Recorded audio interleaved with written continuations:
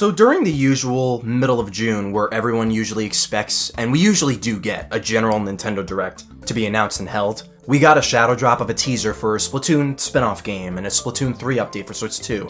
But then a couple days later, we get the confirmation of a Donkey Kong Bananza Direct.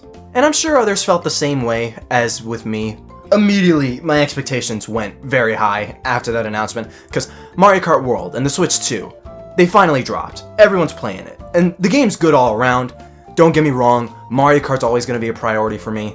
But after that original Switch 2 Direct, and many others felt the same way, the big app, when that Direct dropped, was Donkey Kong Bananza. After 11 years, a brand new Donkey Kong. It's a 3D Donkey Kong game, the first 3D Donkey Kong game in more than 25 years. The level design, the mechanics, DK obliterating entire chunks and masses of the level design, the dialogue, the enemies, DK's updated design, and all the animations on every single character, especially Donkey Kong himself. The personality, just kilotons of charm, creativity, and fun, bursting at the seams when you watch that original trailer. Bananza was my biggest reason at that time for getting a Switch 2.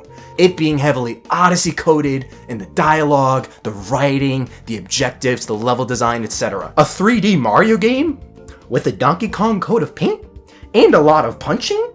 Yes, please, sign me up right now. But that first trailer always gave me, even in just the structure of it, way more Odyssey vibes. Because I've said this before. Odyssey, its original trailer, January 2017, it showed off Sandbox Mario returning in these massive, creative world and whatnot. The new enemies, the bosses, the mechanics using Mario's cap as a platform. Fantastic trailer. But later that year, June 2017, E3, we got the game's actual core mechanic shown off, the capture mechanic, and the possibilities and the abilities Mario gained with that. Just a whole nother blowout trailer showing the real meat and potatoes, despite that original trailer showing off a lot about what the final game was going to be anyways in that January. I've been saying, not just how amazing Donkey Kong Bananza looks, in every way, but Donkey Kong Bananza felt it was in the exact same boat as Odyssey was, in that style of marketing and showcasing for an upcoming Nintendo game. And especially after some Nintendo branch leaked out big key art for the game, I just had a pretty big inkling they were hiding something really big. Punching the destruction of whole level design by DK, that not being at least solely the core gimmick of the game.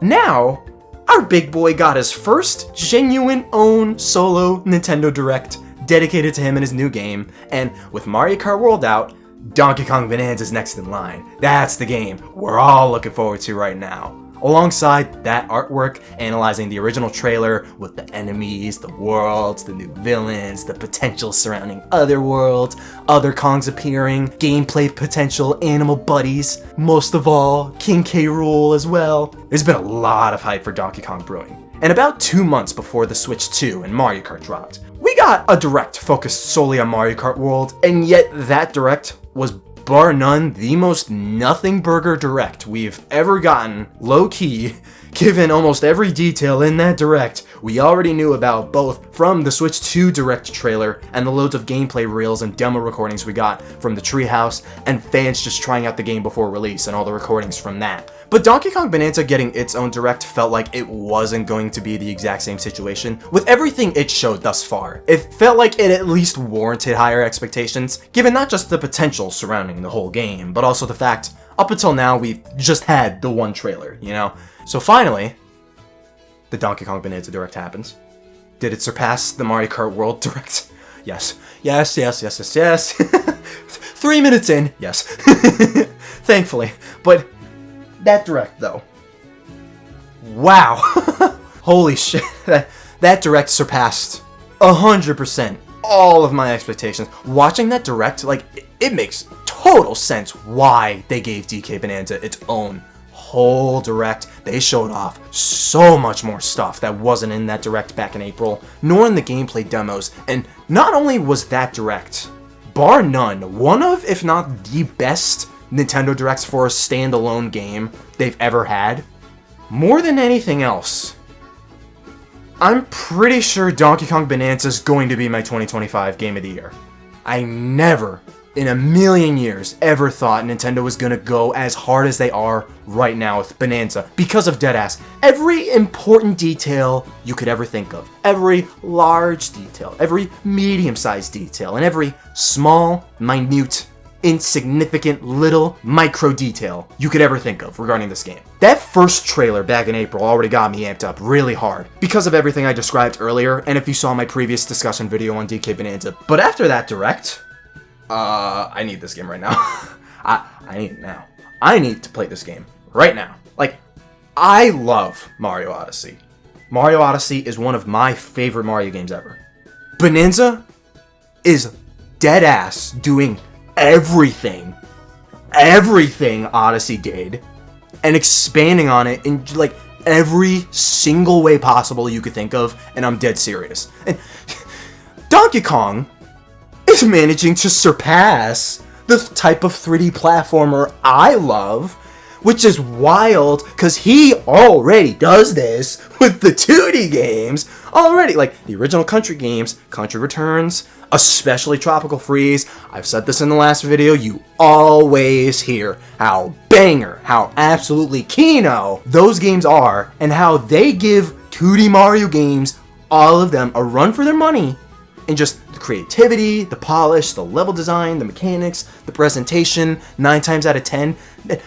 And now we're getting a 3D Donkey Kong game, not even just on par with the 3D Mario titles, but it has a very strong chance of surpassing that.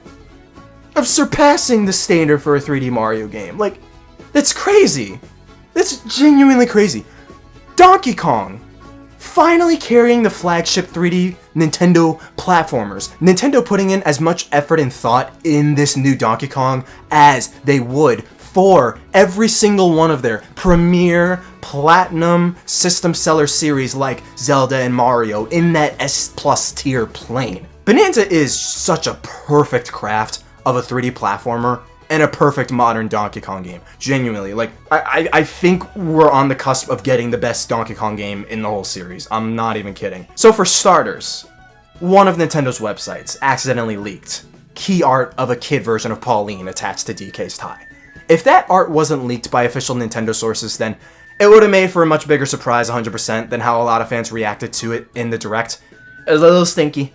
It's a little unfortunate, it's a little poopy, it's a little stinky. It's unfortunate, right? But even regardless, even when it got leaked, that still doesn't change the fact that Donkey Kong's companion in this game is Pauline.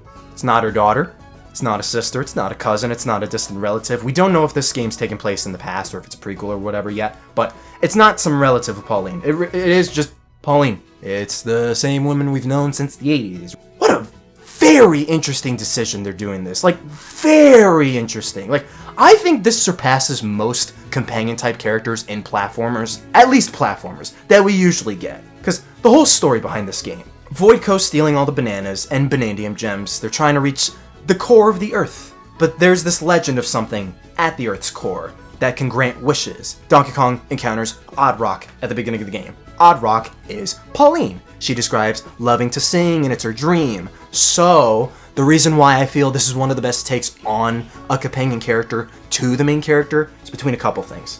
One, it's the fact we already know about Pauline. Like, it's Pauline. We love Pauline. She's been in the OG Donkey Kong arcade games, the Mario vs. Donkey Kong games, and especially in recent titles like Super Mario Odyssey, most modern Mario spin-offs like Mario Kart 8 Deluxe, Mario Kart World, Mario Party, all 3 Mario sports games. And now her biggest role ever is being DK's companion.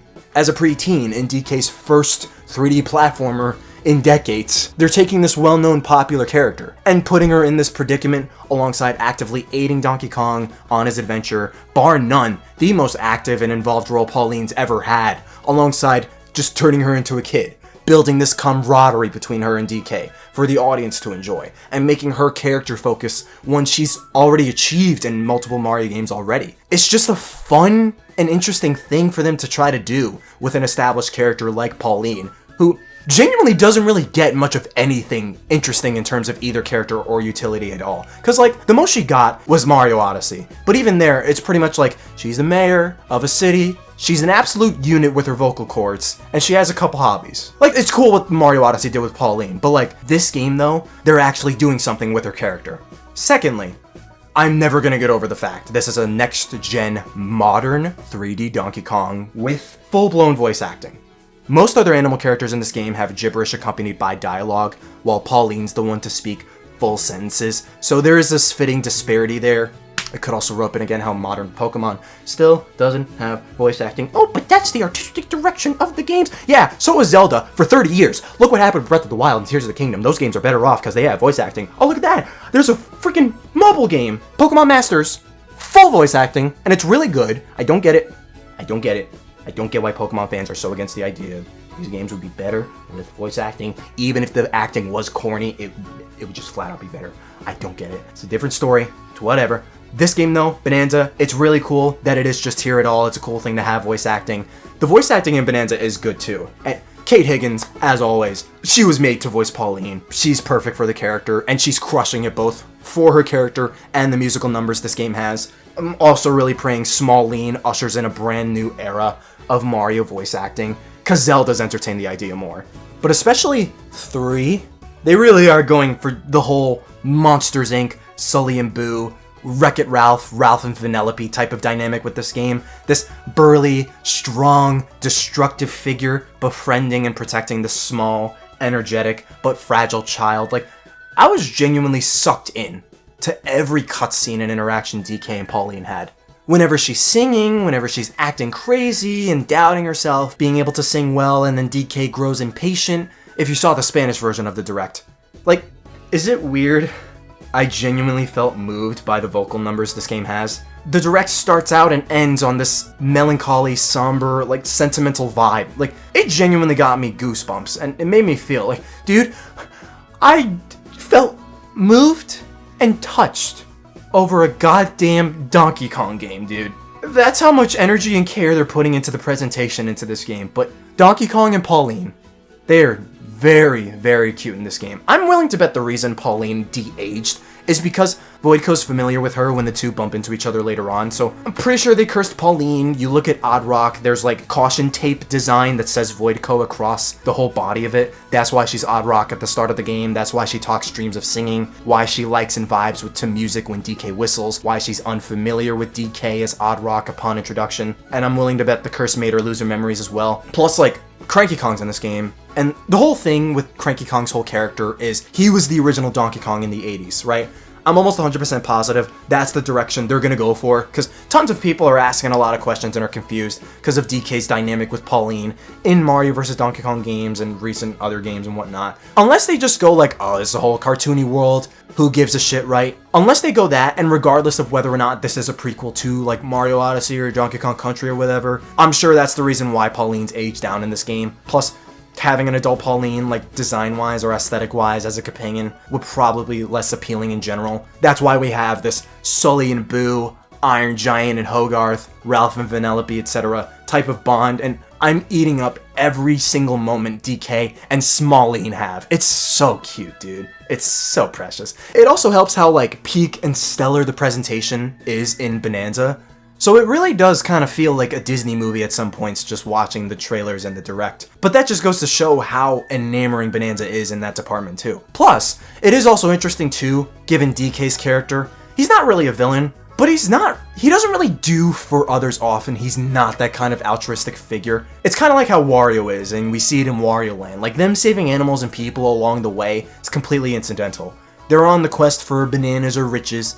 It's personal greed at the end of the day. But DK growing this bond with Pauline as the adventure goes on and he tries to protect her, I could just imagine they're gonna lean in on that really hard for the game, and it's gonna be one of the most adorable dynamics Nintendo has ever done. So the fact Nintendo decided they want to lock in this hard on a story for their newest 3D platformer, and it's a Donkey Kong game doing that, having full voice acting, the mystery surrounding why Pauline's a kid now, emphasizing the sentimental feel with Pauline's music, focusing on a lot of her character, her fondness with music and singing, her bond with DK, the new villains, this huge emphasis on the fact the game, the setting in each world, the whole game takes place underground. Each world is an individual layer of the Earth as you approach the Earth's core, and each layer has like an elder, these like tribes and living people, animals in this case, like this unique vibe and identity, the strong theming you get just playing the game and really feeling more immersed in this like living world, while still putting a lot of thought and effort into just the writing and the core story itself. Like, I'm shocked.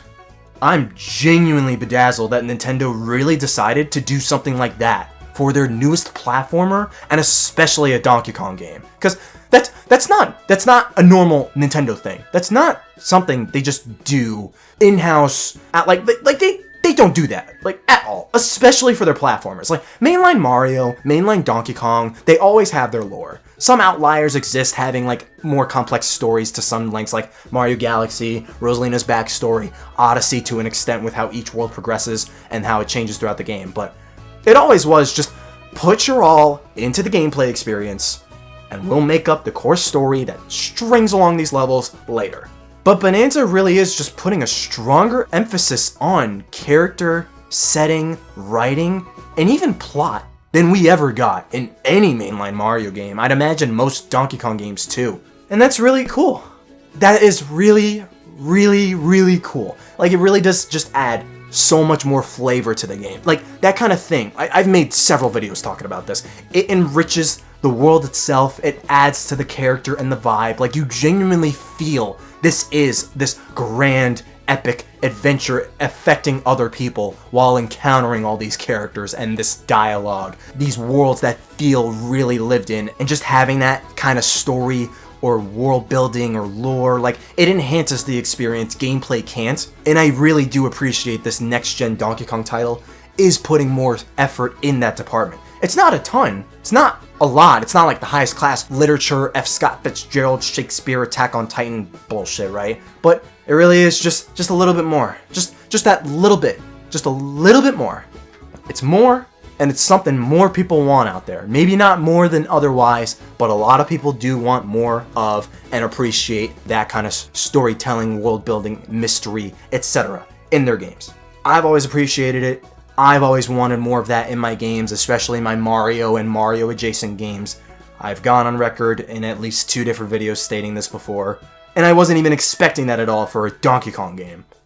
So I'm really looking forward to the fact Donkey Kong Bananza might have an interesting story on our hands, even in just like the setting and the world building. And what they're doing with Smalline is both interesting and really, really fun.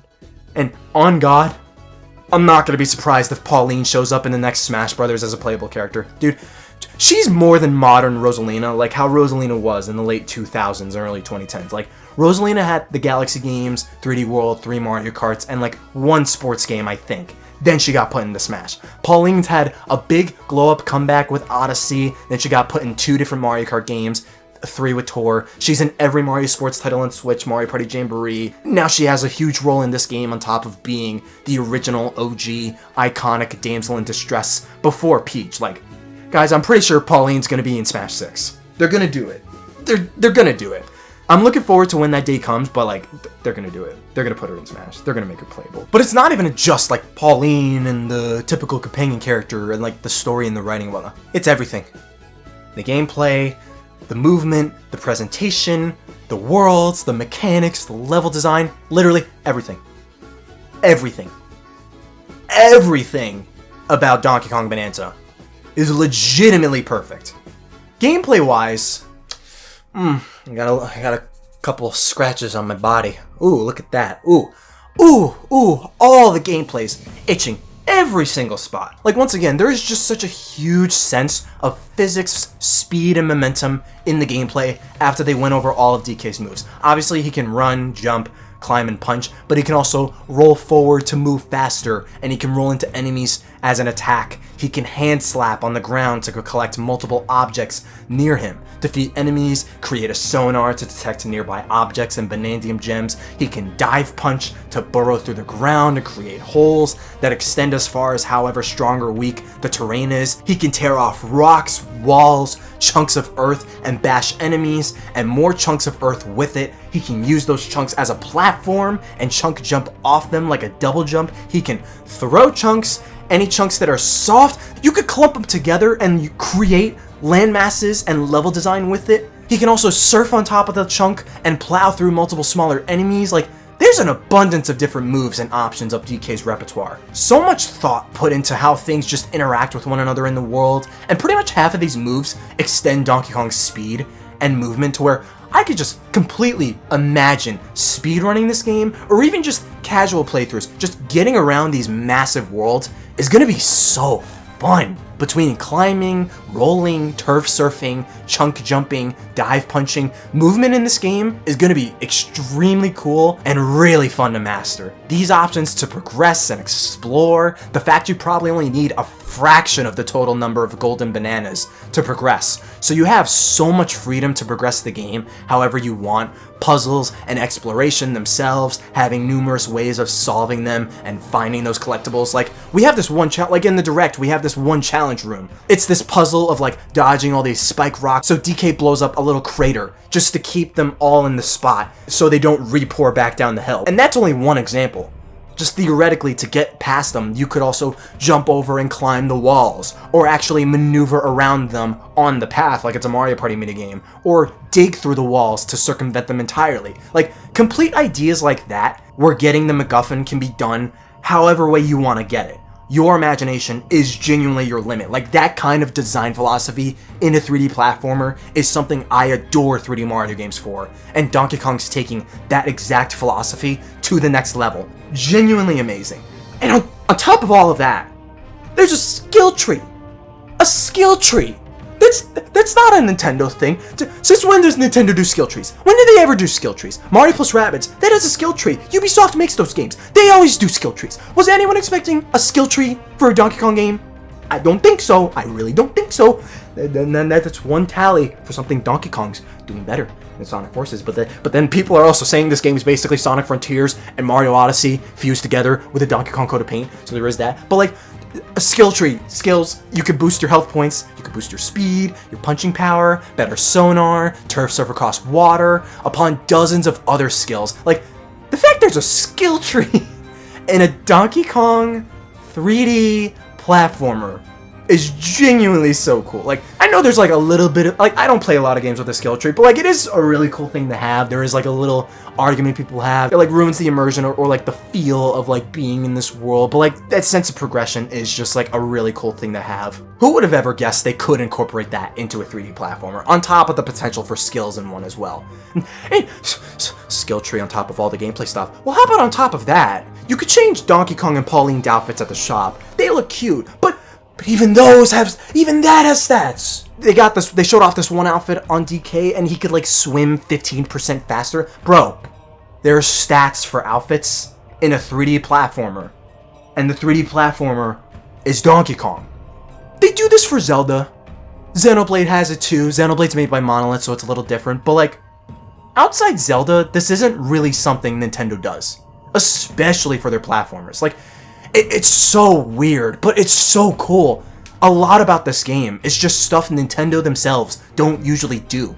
Like, again, the story, the emphasis on Pauline's character, her and DK's bond, the setting being this thought out and explored. All of this is literally why, like, you look at a game like this, you watch a trailer, and you go, that's a video game. Now, that's a video game. That's a fucking video game right here, right? You know, have you ever done that? You know what I mean. You look at like a cool game that's like about to come out, and it's like, oh, that's a video game right there, right?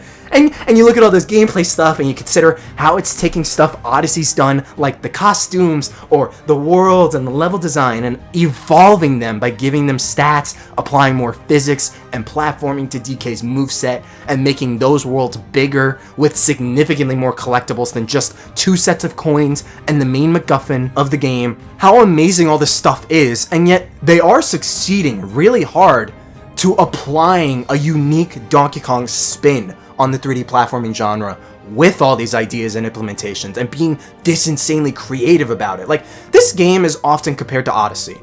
It's being made by the Odyssey team and whatnot, but like, all these abilities and options for movement and interaction with the level design, objectives, collectibles, enemies, platforms, puzzles, and whatnot, all of that in this game feels like stuff only Donkey Kong himself can do. It's all bespoke ideas that make it feel like Donkey Kong. It's why it's so engaging that the base fact you can just destroy everything is very fun, because it's fitting for a character, a strong, beastly, beefy character like Donkey Kong, but the developers are adapting those parts of his character so well into a 3D platformer that really make it feel like a Donkey Kong, and the game a type of 3D platformer only Donkey Kong can do. But it's raising that bar very high in overall speed, mechanics, and design philosophies that it's really intriguing how future 3D platformers are going to follow suit after Bananza drops, especially future 3D Mario titles, because I have full confidence and faith Bananza's going to deliver in a lot of its mechanics,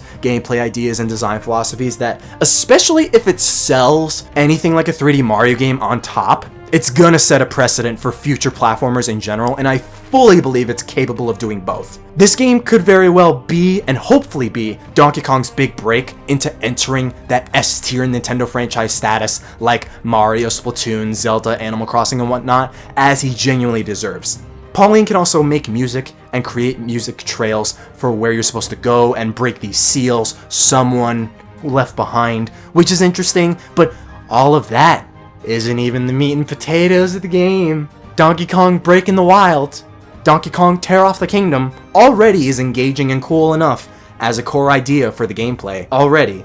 But just like I said in the last discussion video, just like I said early on in this video as well, I had full faith. They're holding out on some big mechanic, one that could arguably be the actual core gimmick of the game, just like Mario Odyssey. Voila!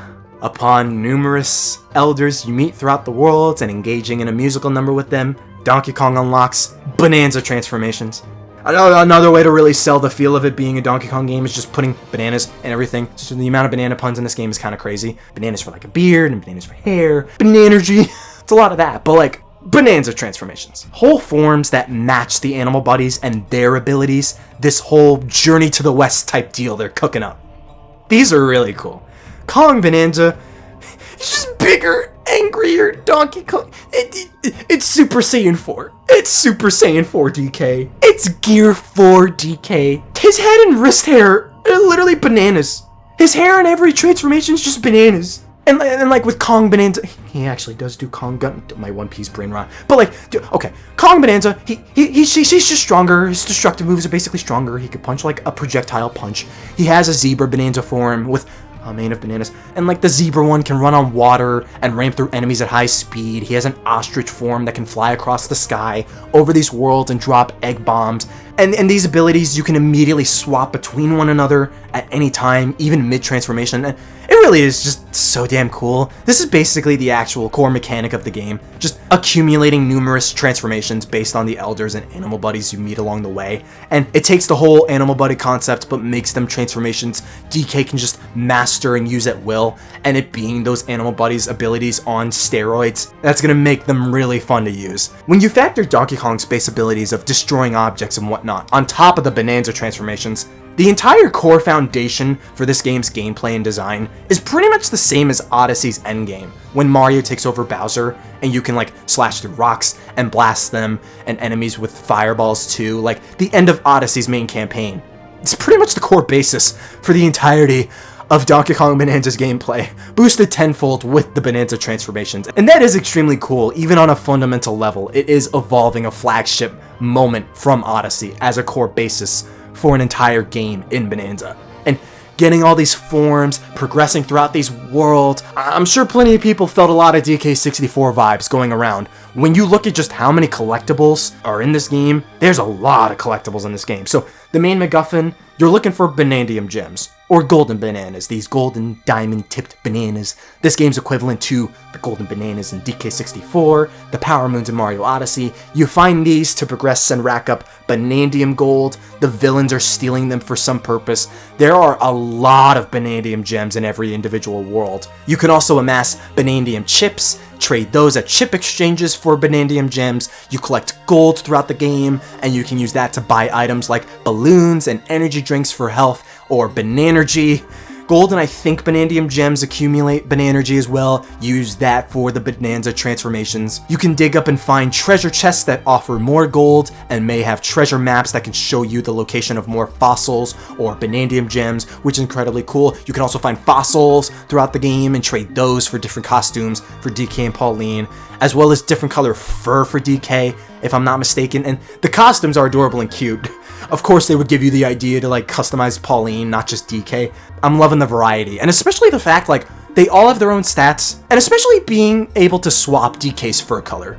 Like, that was pretty much just a Smash thing. So, it's cool it's not tied to strictly Smash anymore, but there are a wide array of collectibles in this game, and they all offer their own unique purpose and benefit other objectives and goals as well, which is fantastic. More than double the collectibles Mario Odyssey offers, and they all apply much stronger benefits to collecting them. Beautiful. And thank God this game tracks all of them in each world as well. It does the same tracking Odyssey had in a little sub-menu, which is nice. Don't understand why Mario Kart World doesn't have that. And as far as characters go, they really are fully embracing the rareware Donkey Kong characters and thrusting them into a new future. Because various NPCs and characters in the Giant Elders are these talking zebras, ostriches, monkeys, and other Kongs. The Giant Ostrich Elder, like, high-key looks a lot like Espresso. You bump into Cranky Kong, Rainby, Diddy, and Dixie Kong along the way. Almost all of them evoke that exact cartoony type of rare style their characters had back in the day. Same again for, like, the enemies, the googly eye design.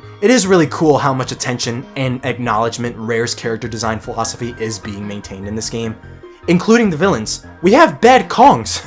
I never thought bad Kongs existed in the universe, but we get a whole full-on reveal for Foideco this time around. Grumpy Kong, this grumpy monkey that constructs a lot of stone-formed enemies and bosses we see. Poppy Kong, she gathers intel as they descend down to the Earth's core. Void Kong, the leader who wants the banana root at the core of the Earth. Still loving the new villains, still looking forward to what their ultimate plan is and what their wish is, as well as the banana root. That's probably what the thing at the core of the Earth is that grants wishes. On top of that, as you take out bosses, which you probably find more bosses the more golden bananas you collect, but beating those bosses is how you progress to more worlds. The whole point of the game is you descending to the Earth's core and racing against Voidco to it. It's ironic given Pauline wants to get to the surface, but Donkey Kong decides, let's go to the core and get the bananas back.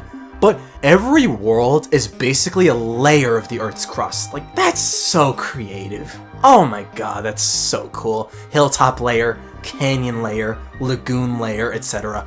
All of them amazing looking worlds, humongous looking worlds. Super excited to just run around and explore all of them. I want to see every single one and explore every nook and cranny possible. Like, they all look incredible, dude. They're all gonna have a boatload of golden bananas too. Lagoon Layer has 43, Hilltop Layer has 35, Canyon Layer has a whopping 79. Who knows what the total Banandium gem count is in this game, given how many total trackable moons there are in Odyssey. Damn near 900. The Canyon Layer, Hilltop Layer, Lagoon Layer, and other beach world, I'm assuming that's a separate world altogether, those 4 layers, those are the ones I'm looking forward to the most. Just the verticality and the vast scope. Like, this truly is one of those games that encourages you to just get lost in and roam around to your heart's content, and I'm very much eager to do just that. The space between each layer too, as you descend, doesn't look like a lot of space. Like, I can imagine we might get around 10 or so whole worlds to explore, which would be really cool, and all of those worlds have plenty of golden bananas to find. You can also find them in multiple Ancient Ruins challenge rooms, another thing above Sonic Frontiers, since these are basically cyberspace levels for DK, but actually good, or Mario Odyssey's Pocket Dimension mini levels, or Galaxy 2's teleporter pads, and you could clear challenges like taking out hordes of enemies within a time limit, clearing a mini 3D stage, a total emulation of a classic 2D Donkey Kong level, etc. Also very much looking forward to these. I like how these challenge rooms are also an avenue to where the developers can offer modernizations to several classic Donkey Kong Country levels, just because, similar to how Mario Odyssey's 2D sections within the actual level geometry of each world emulates the classic Super Mario Bros. Look, because we pretty much have like whole 3D recreations of Jungle Hijinx, Bramble Blast, the minecart levels and whatnot, and they all do look really clean. You could also build getaway bunkers for 500 gold throughout these layers, worlds, and use them to heal and listen to the game's soundtrack, which is also really cool. You could take out enemies and some of them net you a CD. Always got to appreciate whenever a game gives you a sound test mode. That's catering to me specifically. Even then, still so many more features and smaller stuff, including the move pool, the skill tree, the bunkers, and the other stuff. Like, there are these subterranean eels that act as fast travel both across places in a single layer and between each layer itself, which is really neat. It's a 3D platformer by the Odyssey team, so of course you gotta have a photo mode. Every modern Nintendo game has like a photo mode, which is really cool. There's a co-op mode where a second player can play as Pauline and launch automatopoeia words and stone as projectiles. This game also has game share compatibility, and just like Odyssey, this game has a normal mode and an assist mode for beginner players. There's a really cool amiibo coming with the game at launch, and I just know the game's soundtrack is going to be an absolute banger. It's going to slap between the vocal tracks, the level tracks, the fact each Bananza transformation as well has like these vocal tracks and they're all like unique versions, the renditions of Jungle Hijinx, likely Sticker Bush Symphony. Hopefully that's in the game, so that's going to be in the game. They're going to remake that song in the game. Yeah, it's coming. The fact some older songs too, like the DK rap, are just tossed in this game as well. This game's soundtrack is going to be really good. It's going to be really good. And you know damn well this game isn't holding any ideas and features back, because tell me why DK Artist exists in this game? You know how you mess with like Mario's head in the title screen of Mario 64, right? There's a whole mode based on that, and you could just mess with and construct your own 3D model. A 3D model programming side mode? Like, why? Why? This has nothing to do with the main game in any way, shape, or form. This is like one of those features that like almost like a Mario Party minigame would have, or like some small feature like the emblem maker in Mario Kart DS. Like, why? No bearing on Bananza at all, and it's a side mode in this game. Makes no sense. But that's why it's so good. Because Nintendo developers, they really just do whatever the hell they want these days. Like, this is a 3D modeling software in a 3D platforming game about a monkey, and that's exactly why these adventure games of theirs keep getting better and better. Just adding like stupid bullshit like that has no bearing on the actual campaign, and yet it's just a thing you can dick around with, and it's just funny. It's just fun. It's just funny. Because why not, you know? The only two things I really want as far as like desires go, like we see Diddy, Dixie, Cranky, and Rambi. I'm just hoping Funky Kong's somewhere in the game. I love me my Funky Kong. And I appreciate this direct didn't outright deconfirm King K. Rool, because I'm still holding on to a little bit of that cope with a K, that he could still be in this game somewhere. Maybe Void Coast looking to revive him or something. He's been MIA for Donkey Kong for 2 decades. Crocodile Isle, Drown. Kind of expecting him to just like pop up somewhere in the final boss encounter. With the Bananza forms though, you know damn well there's going to be some crazy ass, insane, climactic, epic final transformation and final boss. This game's endgame's probably going to be nutty as hell. And having K. Rool involved in some manner would help doing that, you know? What if Void Kong has like the exact same transformation powers as DK and it's K. Rool in disguise, or he transforms into K. Rool as he's an elder at the core or something, you know? I don't know. Voidco does have a few design similarities to K. Rool, even though Lord Frederick had more. But Grumpy Kong keeps building like whole crocodile stone soldiers. The direct starts with Pauline singing, "When the world is so cruel," right? K. Rool's entire stick is fake outs, plus him just playing whatever role he wants. A king, a pirate, mad scientist, a boxer. Would it really be that crazy to suspect K. Rool would just want to pretend to be a Kong? Might not happen, but I'm still holding out a little hope, a fair amount of cope for K. Rool. I'm still believing. There's still a lot of crocodile theming with the enemies, so it's like that. It can't just be coincidence. Mario Odyssey had like a lot of strong theming with like the moon. Like, you can zoom all the way to the moon from this gray, wide, wacky world. And bullshit. This game's kind of doing something similar, so I'm gonna hold out a little hope. I'm gonna hope a little bit. There's a little cope, there's a little bit. I guess the only thing I didn't really talk about, or at least glossed over, was just the overall presentation. But like, honestly, it's not really that much I can add as far as that I didn't add before, because Nintendo's been upping their game with the presentation in a lot of their games, each generation as it passes. This game especially. Every cutscene, reaction, interaction, moment-to-moment gameplay, in dynamic cinematic cutscenes. Like, this game feels like you're watching an old school Disney or Pixar movie. It's some of the best animation on these characters we've ever seen from Nintendo. Donkey Kong himself above all else, his impalling expressions, Voidco as a whole, everything about this game is still ridiculously, unbelievably charming and thoughtful, and the animations bolster that 100-fold. Forget the art style, art direction, graphics are peak on top. And apologies for the low quality picture, but when Diddy and Dixie are racing DK on Rambi, there is a screenshot of Diddy holding Dixie with his tail, keeping her in place, and the pick is fuzzy, but Dixie has her guitar pick in her barrette, like how she likes playing the guitar in DKC2 in Tropical Freeze. But that's just like one example of how many details and how much care the developers are putting into this game. Like, a lot of stuff you won't even bother to check, forget notice, through normal gameplay,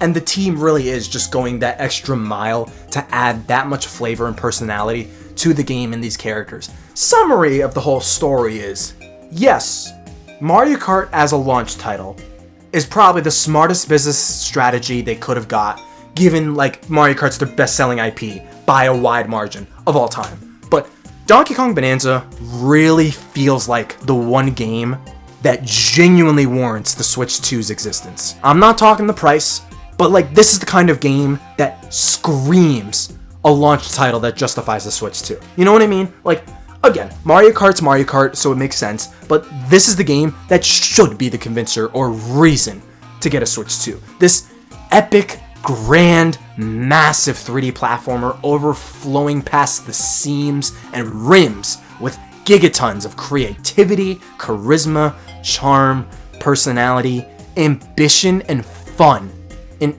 every aspect you could think of, that is taking every idea it has and pushing them to the fullest. The type of 3D platformer that is holding absolutely nothing back in scope, design potential, and could probably only be done with the Switch 2, arguably. But the type of single-player experience that the console needed. So at the very least, it coming a month after launch in Mario Kart is still a smart move. And now everyone is enamored completely with Bananza. Like, I'm seeing a lot of people who weren't as keen on like the smashing in the first trailer and what the game showed off then. There were some people who weren't sold, but now I'm seeing those exact same people immediately become sold after that direct. From the Bananza transformations, the dynamic between Smalline and DK, DK's full move set, the better look we have at some of the worlds and whatnot. Like, just this feels like such an ambitious game for Donkey Kong. I was already sold on that first trailer. Game's been looking phenomenal since the start. I knew already this game was going to be a blast no matter what. But man, after that direct, genuinely, this might be a staple, a real staple Nintendo game right here. This will probably stand tall with some of Nintendo's best games, and it really is just an unbelievable title that happens to be a bonkers-ass Donkey Kong game on top. This is the game SMT genuinely needs right now. It looks so apeshit, batshit insane in the most literal sense and figurative sense. It looks amazing, it looks beautiful, creative, charming, so bizarre and so weird, but just so fun. It does just look unbelievable. Flat out unbelievable. Even if I don't get K-Rool, right? Even if K-Rool's not in the game and every crocodile design thing we're seeing is just coincidence, it just far surpassed every expectation and desire I have for a crazy, ambitious, humongous, creative, and personality engorged 3D Donkey Kong game. Hell, even a 3D Mario game for the most part. It is going that further beyond. DK has a Super Saiyan form, and the entire game is just going further beyond. No, but it really is just going further beyond expectations and dreams here. It really is just that mind-blowing and incredible how insanely massive of a swing in the opposite direction Nintendo's just giving Donkey Kong after a decade of just the bare minimum of the bare minimum. Yeah, this game is probably going to be the best Donkey Kong game. On God. finally, Donkey Kong is being treated like an S-tier franchise with this game, and it really is everything I would ever want and then some. The gameplay, the design, the presentation, the animations, the characters, the premise. It really is everything I could have possibly wanted. And I really do think Donkey Kong's future is going to reflect how much Nintendo's putting into this game and how much consumers and fans and everyone's on board with it. Country Returns was necessary during the early 2010s. It's a fantastic game alongside Tropical Freeze being one of the best in the whole genre, but like we've seen this exact scenario with Mario and Zelda, right? Both series have played it safe for a while.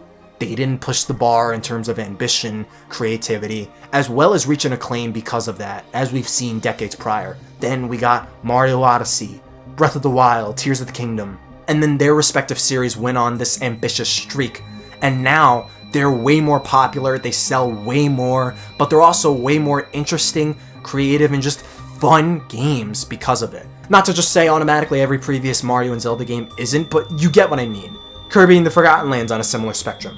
Splatoon as a series as a whole. Smash Ultimate to a degree and a couple others. Like, those games redefined those series. They became more the type of sandbox platformer, shooter, action-adventure games more of the masses wanted, and they ultimately are just games that resonate with way more people and have made those IPs so much more popular than they ever been.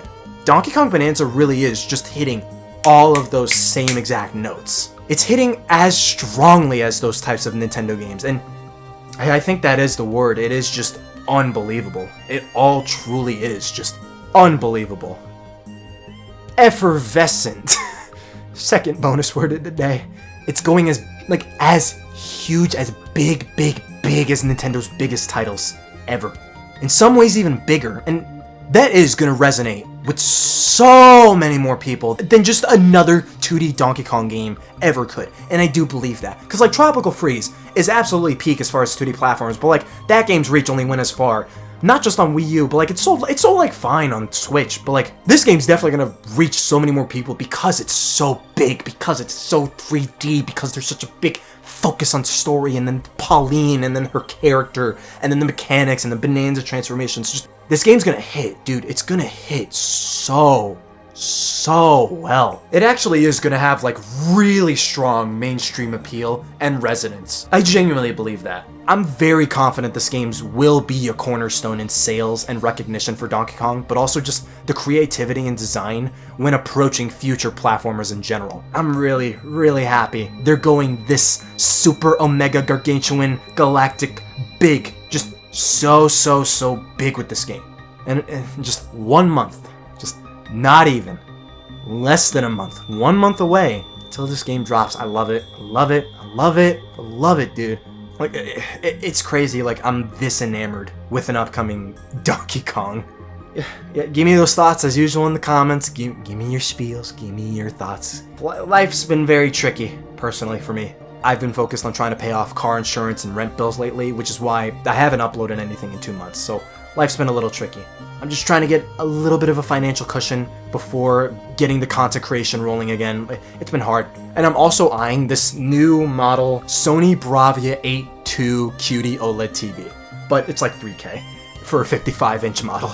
I'm like the only person in my house that doesn't have a 4K TV. I just got a new Elgato capture card because my old one's been causing me problems. But I've been prioritizing that alongside just trying to pay off what I owe by July 9th, my birthday. So that's why I've been slow with the videos and doing a ridiculous amount of DoorDash. This past week's a little different, but I've been doing that a full time pretty much, dude. 2 days before the Switch 2 dropped, I did like 18 hours straight of DoorDash. It wasn't fun. We're gonna keep trying though. We're gonna keep trying. We'll keep working out. We'll keep working. We'll try and make whatever videos we can along the way. I'll try and make YouTube the reliable source of income. I'm hoping I don't have to rely on DoorDash anymore. That's different though. Bananza, peak, game of the year. Game of the year's coming in a month, which is crazy. But then there's like room. I might save that for a video. I might save that for a different video. All right. Thank you for watching. Thank you for letting me yap for I think more than 50 minutes. Stay super. Yo, hey, Lemme, hey，我来呀！